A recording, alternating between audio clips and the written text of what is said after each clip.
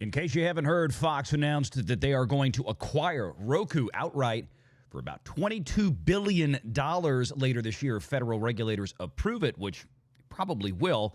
But that's great news for Fox. That's hilarious news for Disney. Stay tuned for that. We're going to explain all of this. And, hey, even better news, they've already settled on a brand new name. Get ready for Fuck You.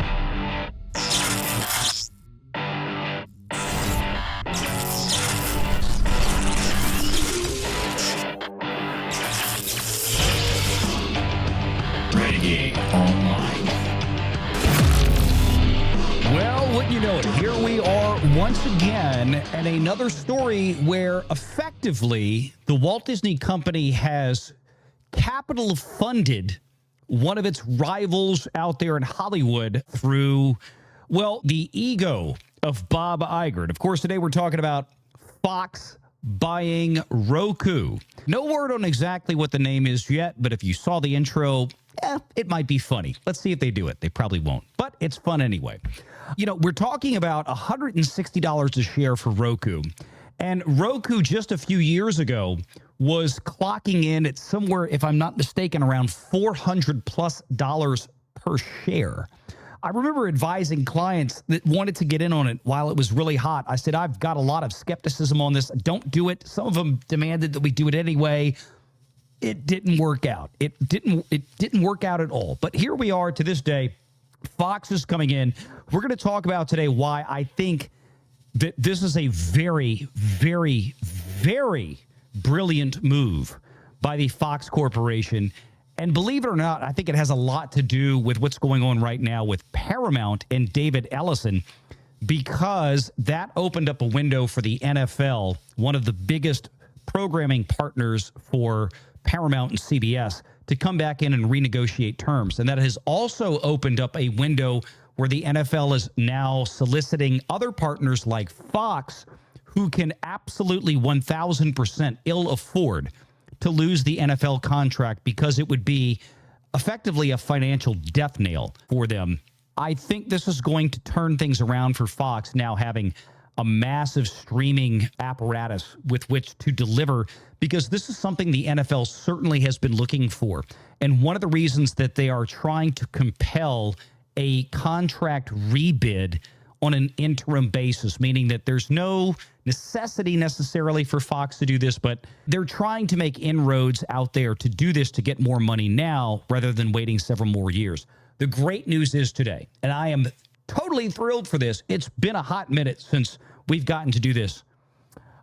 Jonas J. Campbell is joining me for this one, and I could not think of a better friend and partner to have a discussion on some real nitty-gritty Wall Street business stuff. Jonas, how you doing? I mean, I'm doing fantastic, and this is my favorite subject to talk about on the internet. I just have to say, mergers and acquisitions, especially ones that reflect poorly on the Disney company, I'm there for it. Oh, God. I mean, we're about to watch Fox just run circles around Disney, especially on a CapEx basis. We'll get to all of that.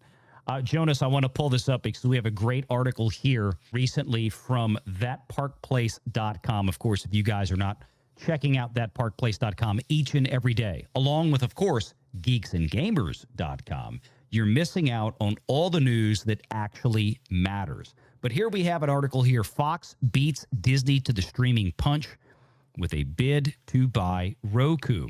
And if we scroll down, after all the rumors flowed through the weekend, Fox Corp made it official on Monday that its plans to buy Roku are moving forward. The acquisition of Roku came at a 33.7% premium price of $160 per share compared to its Thursday close.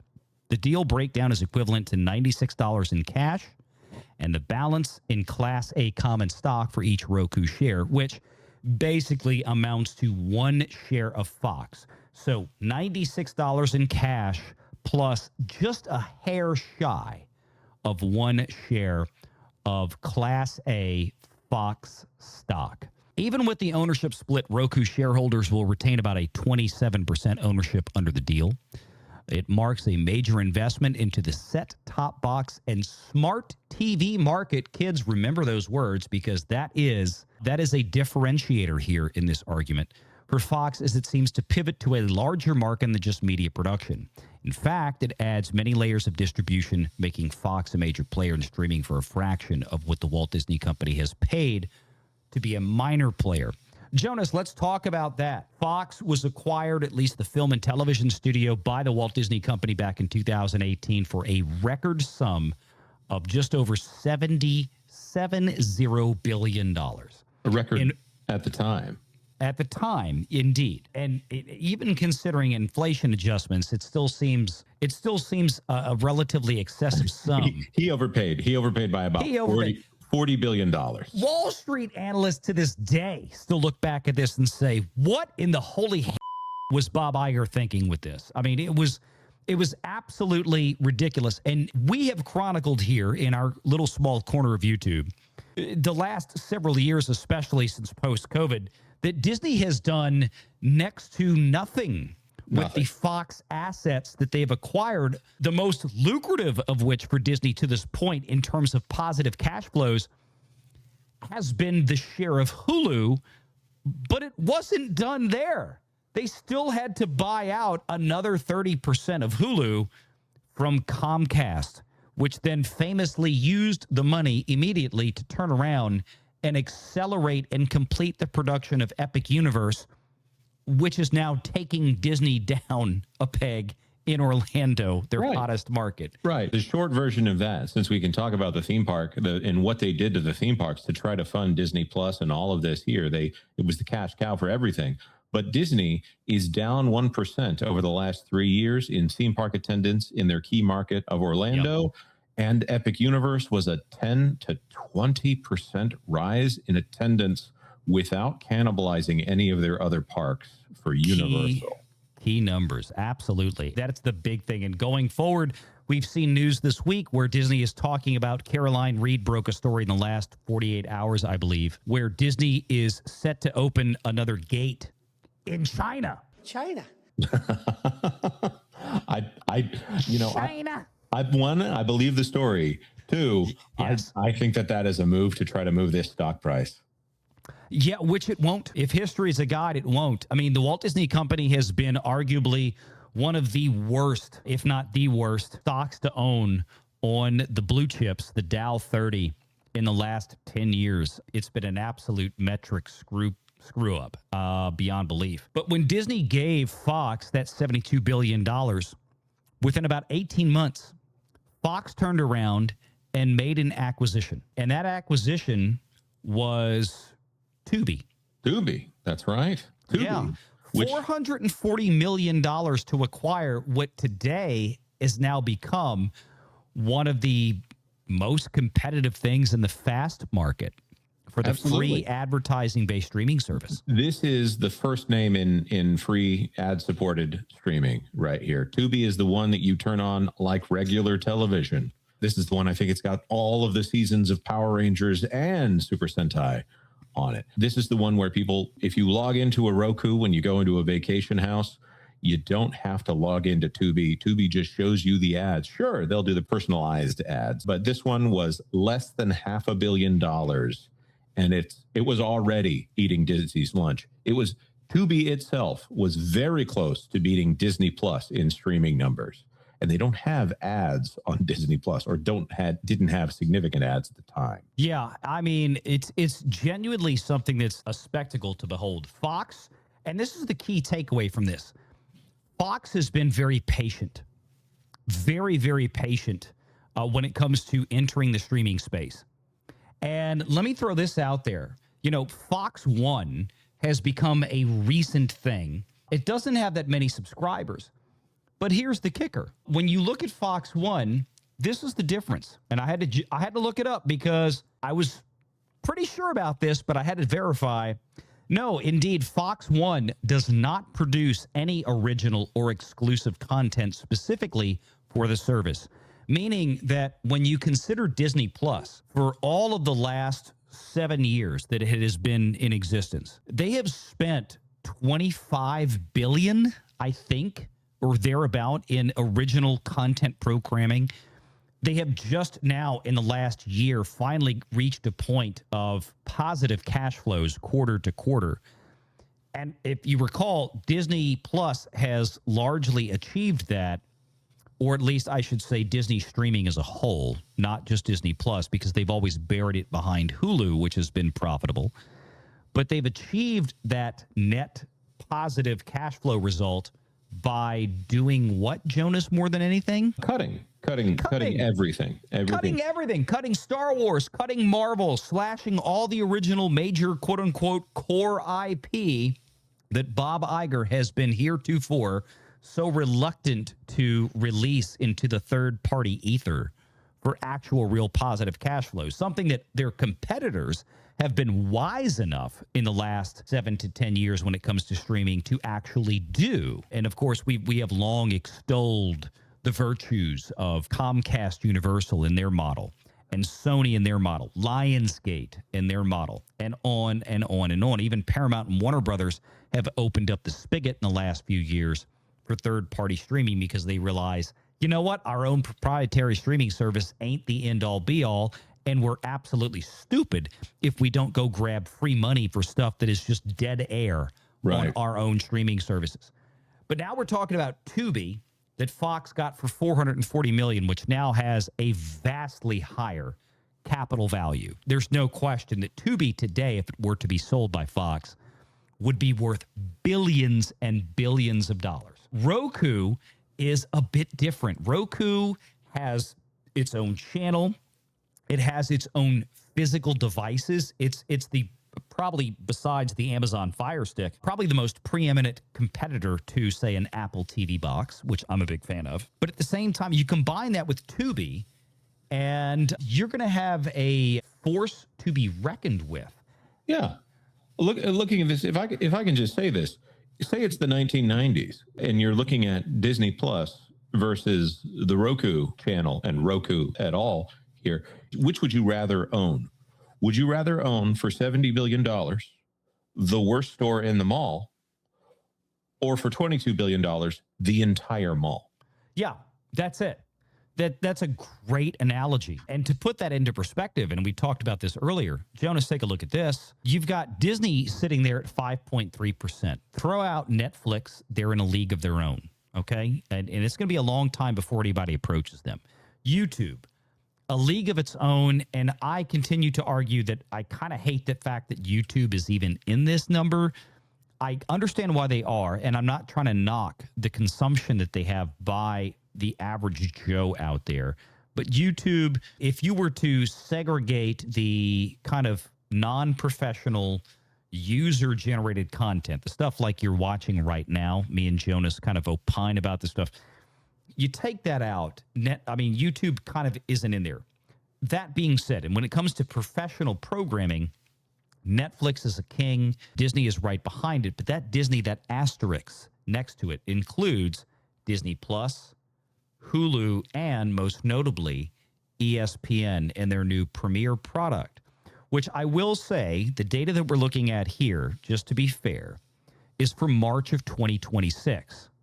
Now, I want to caution folks, we're going to see the Disney number likely spike this year for the first time, I think fairly sharply, by at least 1, if not maybe 2%, as we get into the fall, because we're going to see exactly how much, if it's potent enough, we're going to see how much the audience has moved to the ESPN premium switch. And what I mean by that is their ESPN's biggest set of traffic comes in the fall every year with college football because they own the rights to the ACC and the vaunted, the incomparable SEC, the Southeastern Conference. Right. And I mean, that will drive the numbers up if the ESPN premium product has become that much of a boon. Well, the only thing that I would say there is Disney is essentially offering that for free to cable subscribers. So a lot of those customers are just showing up in a different part of the entire pie chart that was already owned by Disney before. Exactly, as was Fox, to be fair. But let's look at the chart. You've got 3% of the Roku channel, or 3% represents the streaming consumption that happens on the Roku channel of the entire pie. You've got 2.2% from Tubi. You put those two numbers together, you get 5.2%. As you mentioned earlier, Jonas, that's 0.1% less just on the month of March without any adjustments here than Disney Plus, which has spent an obnoxiously larger amount of money than anybody else to get to that point. Fox is going to have spent a tiny fraction.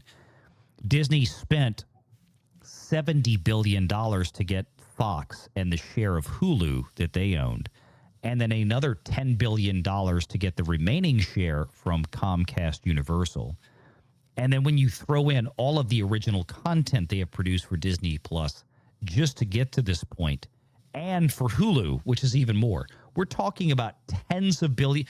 We're talking about a total Disney investment to get to this 5.3%. Right. And I'm going to be fair, Jonas. I'm going to exclude the ported, shared amortization of sports rights costs. That's fine. ESPN bears.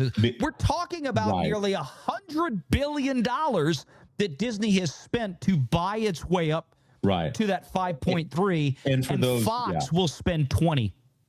Exactly. And exactly. And if you question whether or not Disney has truly spent that much on content, Andor alone, plus the marketing for Andor, easily gets very close to $1 billion.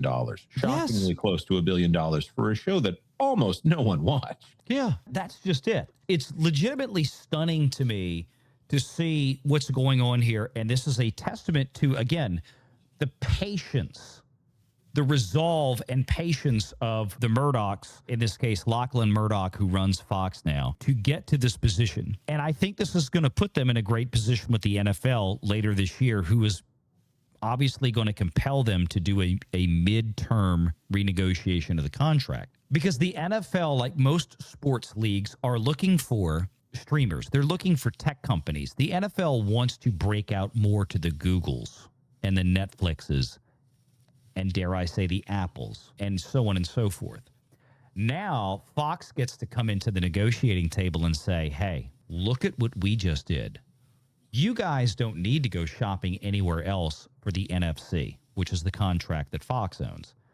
We have invested over $20 billion this year in making sure that the NFL will be able to reach the widest audience possible without any wrinkles. Right. Because Tubi and Roku are already set up, predispositioned for an AVOD service. If you're the NFL and you're getting pissed off as a fan out there right now because I have to go pick up Peacock, I have to go get Paramount Plus for the AFC because they keep moving games over there.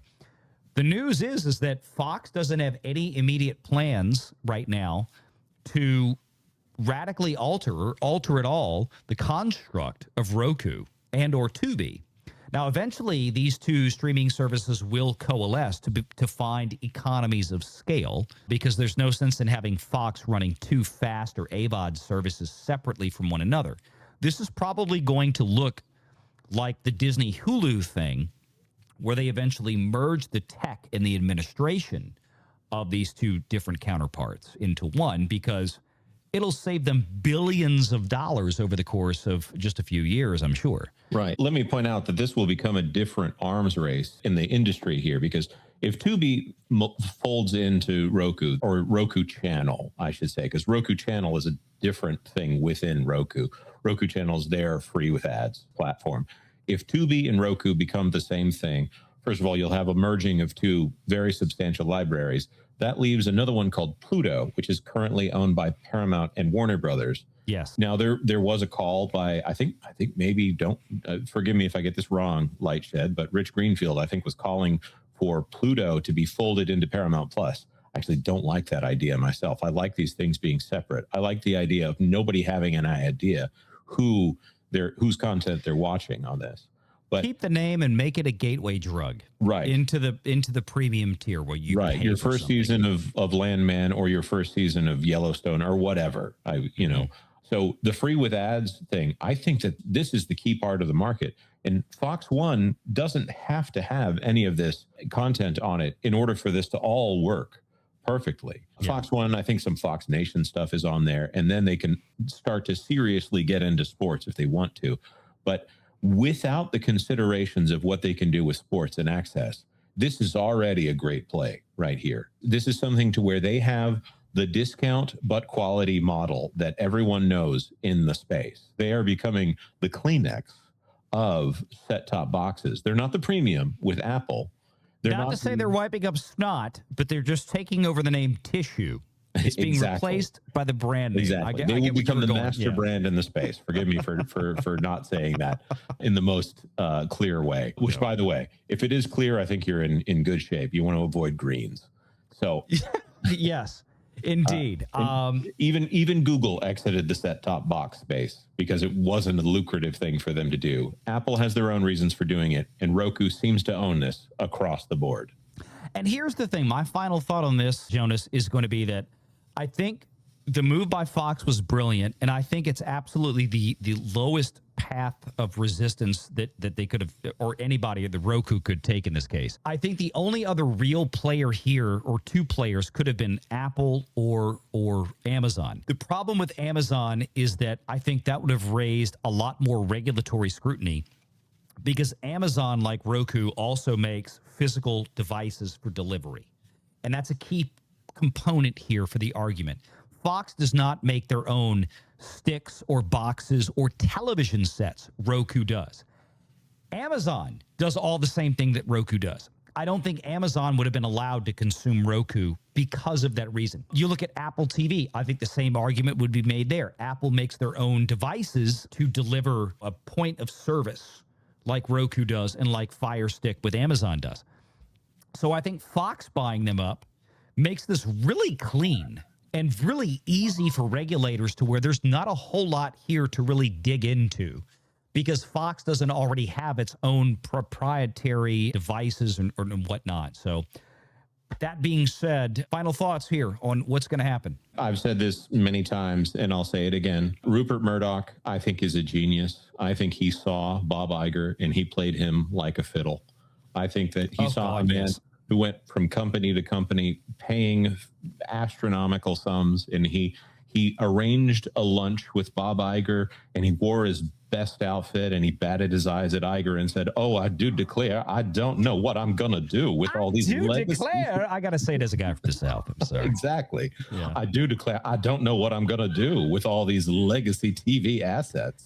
This is it. It's a great point to close on, Jonas. The fact is that the Walt Disney Company has, their capital value on the stock market, as far as their shareholders are concerned, the Walt Disney Company has delivered quite literally and measurably, demonstrably, nothing in the last 10 years to its shareholders. Literally less than nothing, because if you still own Disney stock for the last 10 years, you've actually lost a ton of money just due to inflationary pressures on a real rate of return basis.